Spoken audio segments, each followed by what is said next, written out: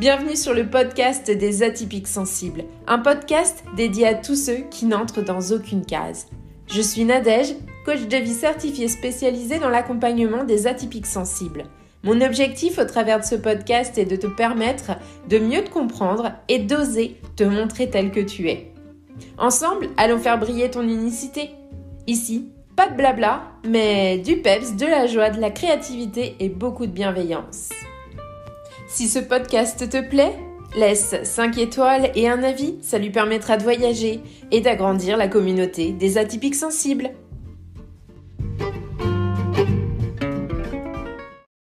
Bienvenue dans le podcast des atypiques sensibles. Aujourd'hui, dans cet épisode numéro 56, on va aller plonger dans la bipolarité. L'épisode précédent, celui d'il y a 2 semaines, je vous parlais d'hypomanie et on est venu me dire mais quelle différence avec la bipolarité, parce que dans ce que tu expliques, j'ai l'impression que c'est ce qu'on m'a toujours donné comme définition de la bipolarité. Donc voilà, je vais aller essayer de vous expliquer un petit peu ce qu'est vraiment la bipolarité, parce que bien souvent on la voit comme une alternance de haut et de bas, mais c'est bien plus complexe que ça.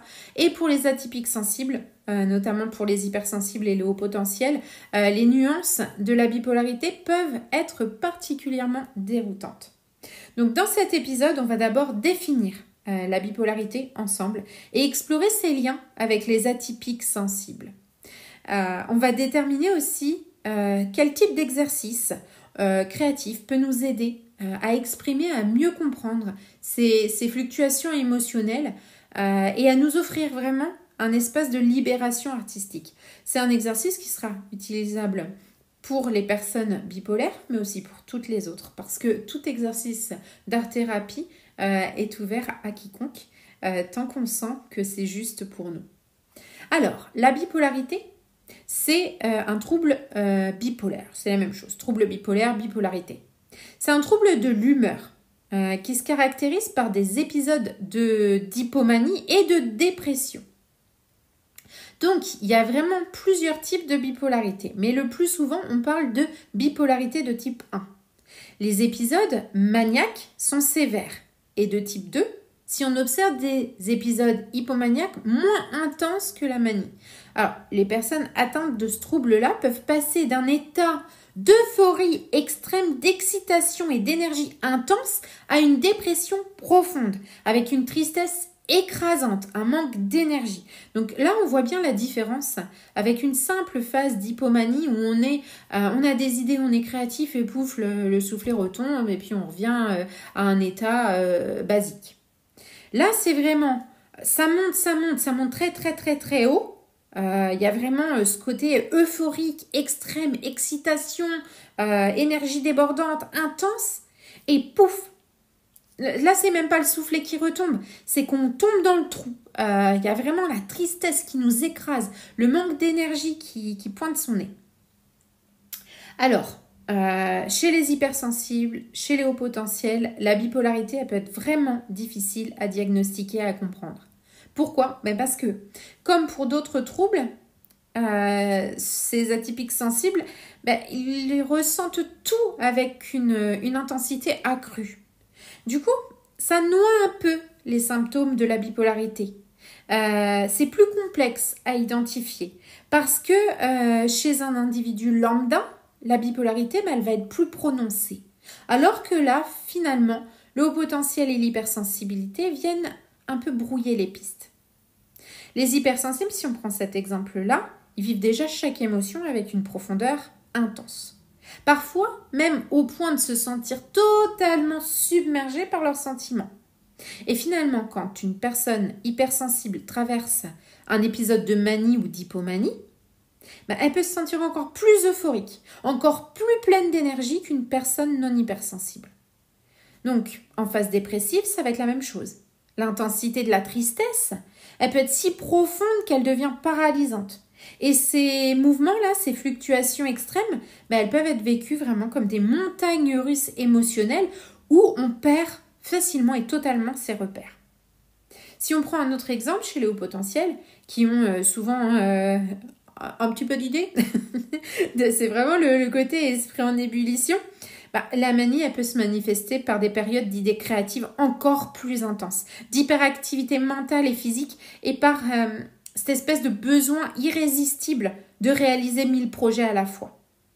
Et ces mêmes personnes, elles peuvent aussi sombrer dans des périodes de dépression où elles vont se sentir totalement découragées, totalement impuissantes, incapables de faire avancer quoi que ce soit. Et cette intensité mentale, elle va faire que les bas, ils peuvent être vraiment ressentis comme des moments de violence. Ça va être vraiment hyper violent à vivre. Comment on va, différencier la bipolarité ou l'intensité émotionnelle normale? Finalement, c'est vraiment l'un des plus grands défis dans le diagnostic de la bipolarité chez les personnes atypiques sensibles. C'est de différencier un épisode bipolaire d'une fluctuation émotionnelle normale. Les atypiques, on les décrit souvent comme ayant des tempéraments changeants ou des émotions excessives, ce qui peut venir brouiller les pistes. Le côté trop dont je parlais également dans l'épisode précédent. Et finalement, ça peut venir retarder le diagnostic de bipolarité. Ça peut aussi l'amener à être confondu avec d'autres troubles comme tout simplement la cyclothymie ou l'hyperactivité. Il est important de noter que tout le monde, et notamment les atypiques sensibles, peuvent connaître des périodes de haut et de bas dans la vie sans pour autant souffrir de bipolarité. La bipolarité, c'est vraiment un trouble clinique.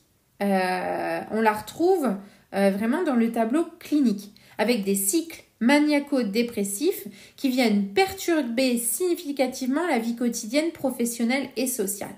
Donc c'est dans tous les niveaux, dans tous les domaines, avec vraiment des hauts très très hauts et des bas très très bas. Et il faut absolument que ça ait un impact sur le quotidien. Voilà, j'espère que ça vous a éclairé sur la différence entre la bipolarité et la simple hypomanie. L'exercice créatif dont je vous parlais au début de cet épisode, c'est un exercice créatif qu'on appelle les montagnes russes de l'âme. Pour vous éviter de garder ça à l'intérieur et pour vous aider à les exprimer visuellement et symboliquement, j'avais envie de vous proposer cet exercice de variation émotionnelle.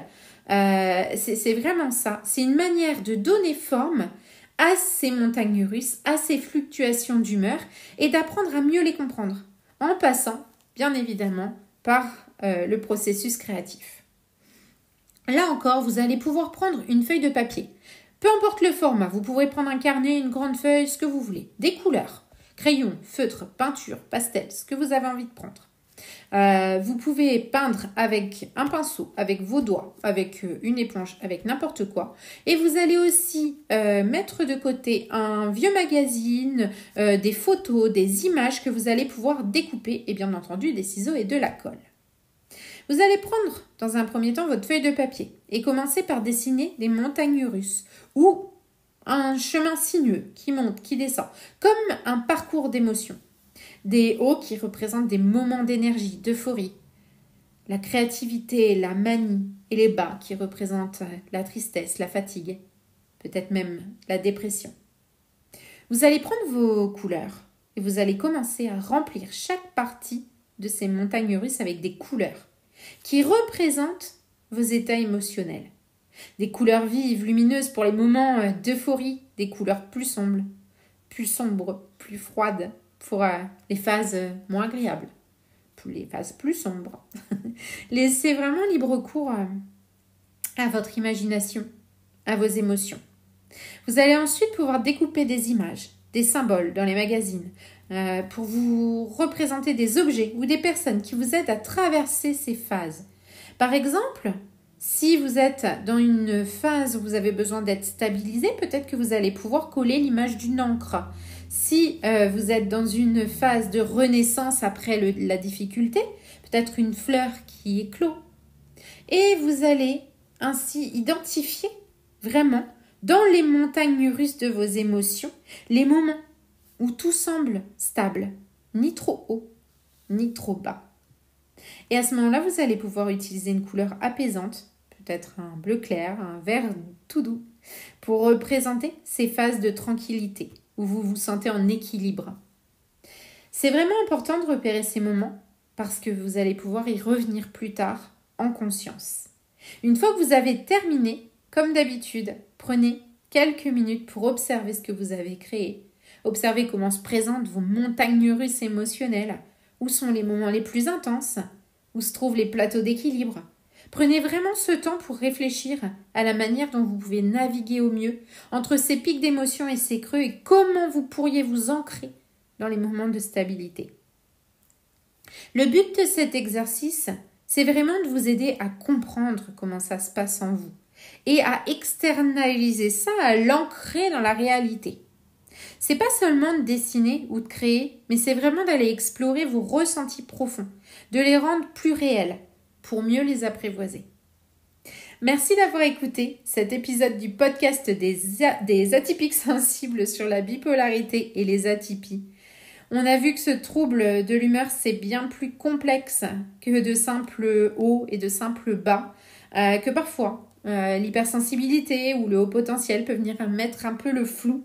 Mais à travers cet épisode, j'espère vous avoir apporté de la clarté.